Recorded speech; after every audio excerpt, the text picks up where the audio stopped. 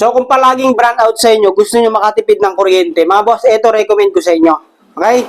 Pagka bumili kayo mga boss, pwedeng bumili kayo ng board lang. Ito lang mga boss, yung aparato lang. Pwede rin pong set na. Ang kasama sa set natin mga boss, isang battery na 12 volts, 25 ampere, tapos yung panel niya mga boss, ang sukat po, ang lapad niya is 54 cm, tapos yung haba naman niya is 120 cm mga boss. So napakalaki na po nun. 100 watts po yun. Ito siya. So ang kaya nitong pagganahin, yung mga TV, ayan, TV lang mga boss. Tapos, electric fan ilaw. Kung sa gabi mga boss, pwedeng-pwede naman po pang matagalan.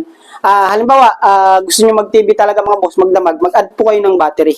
Okay? Dalawa nyo yung battery nyo, tapos mag-add din kayo ng panel mga boss. So, ito siya. Pwede rin yung electric fan, mag-charge ng cellphone. Yung mga basic lang mga boss, ganun. Meron din po tayong pure sine wave na ganito. Ito mga boss, conversion lamang po ito.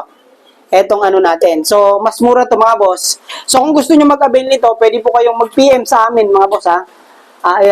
Para po ma-assist po namin kayo. Eto, kahit saan pong location nyo, nationwide, nagpapaship po kami mga boss. Okay ko? Pero meron din tayong medium setup nito. Yung pwede yung aircon, pwede po yung rep mga boss. Pwede po kayo mag-PM sa amin.